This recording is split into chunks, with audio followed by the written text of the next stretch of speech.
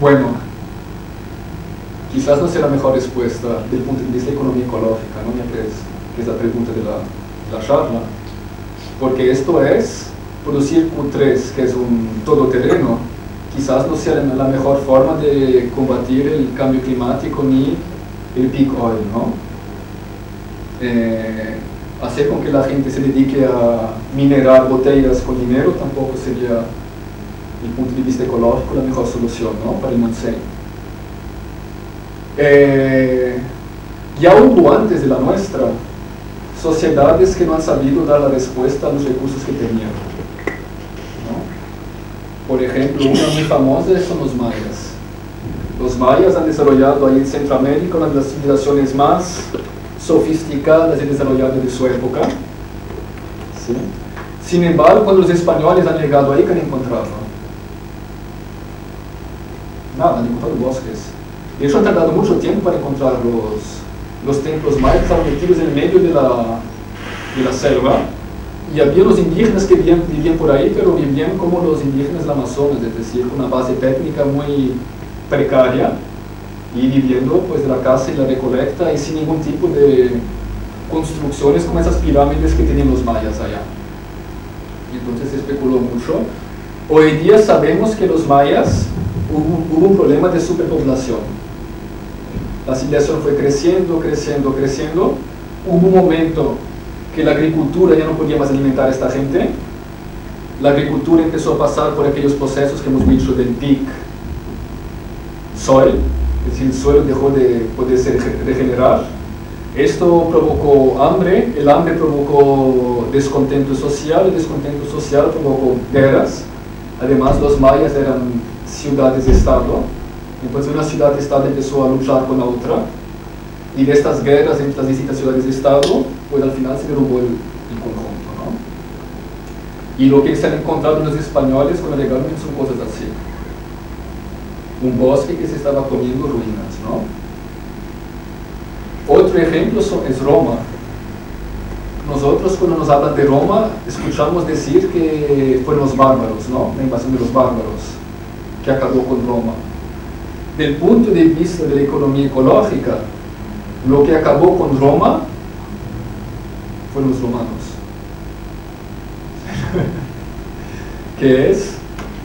Fue el tamaño del imperio. Cuando pensamos en Roma, pensamos en legionarios, ¿no? Y la gente que intenta recrear Roma siempre se ponen ahí con los pilums y los no sé qué tal, y los ternums, los pilums y otras cosas que vienen de Asterix. Y sin embargo, controlar un imperio gigante como este es una cosa impresionante, ¿eh? Hasta donde llegaron. ¿Cómo controlas un imperio como este? Pues con mucho ejército, ¿no? Ahora, el ejército, ¿qué son? Son jubilados, señores jubilados que no, son jóvenes, además en aquella época fuertes, porque para pilotar un caza sí que puede ser mayor, pero para ser un legionario romano tendrías que estar en plenitud de forma, ¿no? Entonces son hombres jóvenes en la edad, digamos, de máximo esplendor físico, pero que se dedican a una actividad poco productiva desde el punto de vista ecológico. Simplemente se dedican a proteger las fronteras. Ahora, como toda estructura disipativa, esta gente se alimenta. ¿Y de dónde viene el alimento? De la agricultura. Lo que pasa es que a medida que Roma fue creciendo su necesidad de ejército. A medida que necesitaban de más ejército, había menos jóvenes para trabajar las tierras. A la vez, las tierras que se trabajaban tenían que alimentar cada vez más jóvenes.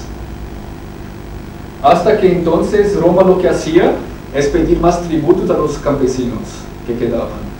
Los campesinos lo que hacían era explotar más la tierra o intentar alguna revuelta. Pero la revuelta, entonces vienen los legionarios y patapum. Entonces, cuanto más revueltas había, más necesidad de legionarios. Cuanto más legionarios había, más necesidad de alimentarlos.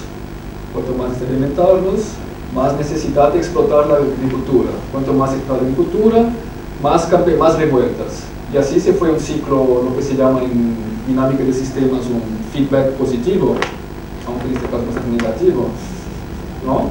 De necesidad de ejército y destrucción de la agricultura, hasta que Roma llegó a un punto de tal fragilidad que no fue tan difícil para los bárbaros invadir.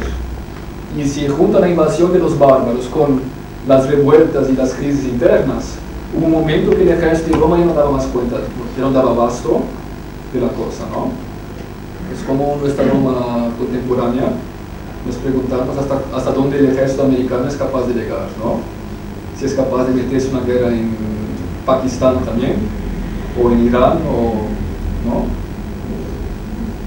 Y otro ejemplo, el más clásico quizás, es la isla de la Pascua, que es un sitio que cuando llegaron los primeros colonizadores lo que se han encontrado es unas estatuas tiradas por el suelo, un sector, una economía totalmente destrozada y unos pocos salvajes que vivían en cuevas y se dedicaban básicamente a coger algunos pocos recursos que encontraban en la isla y alimentarse de los vecinos, que eran las mejores fuentes de proteína que había entonces, ¿no?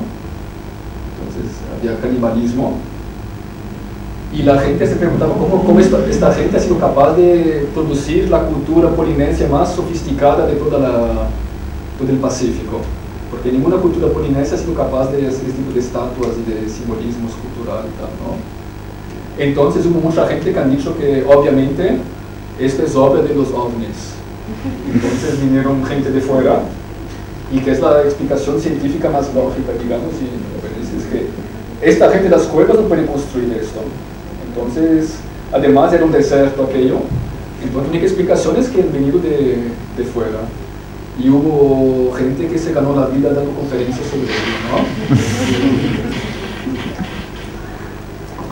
¿no? Sin embargo, con las técnicas de la historia ambiental, que miras el polen y no sé qué, y haces reconstrucciones y tal, hoy día se sabe que la historia fue que había clanes y que esas estatuas se hacían con unas piedras que se encontraban en el volcán y se llevaban a los distintos clanes, y las estatuas eran señal de poder social, de prestigio, era como las iglesias, las catedrales medievales, porque las ciudades se montaban una catedral gigantesca y casi morían de hambre, pero la catedral ahí estaba, porque el prestigio era lo importante, ¿no?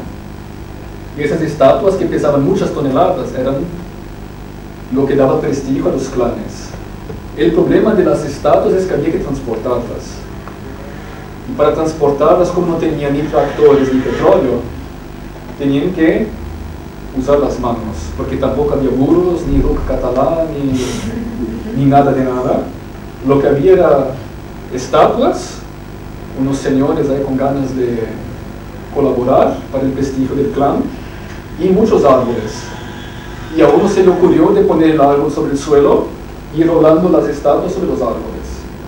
Y si vais a internet encontraréis fotos de antropólogos haciendo el indio, digamos, y intentando, hay unos 30 antropólogos tirando toneladas de piedras encima de las maderas, y se puede hacer, y de hecho se hizo.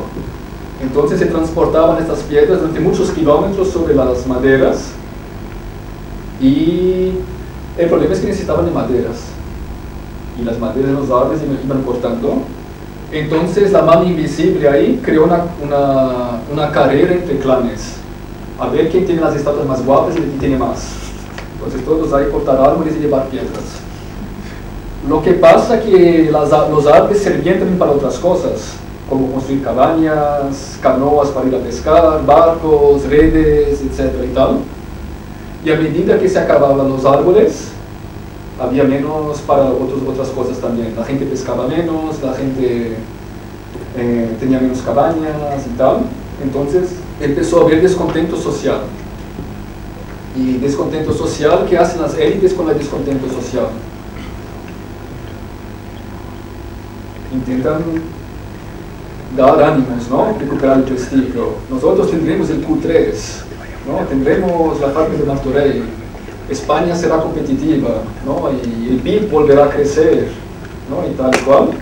Entonces es lo que han hecho ellos. Como para ellos no era el PIB, sino era el tamaño de las estatuas. Entonces se han dedicado a construir estatuas aún mayores y más rápido. Cuando la crisis empezó a ser grande, empezaron a decir, bueno, ataquemos el clan vecino, y uno de los alimentos que tenía eran pollos, gallinas. Entonces empezaron a hacer expediciones de caza a la gallina vecina, ¿no? Y de paso se derrumbaban, cuando ganaban la guerra, se derrumbaban la estatua del vecino también para decir, mira, hemos ganado, ¿no? Entonces se dedicaban a llevar gallinas y derrumbar estatuas, ¿no?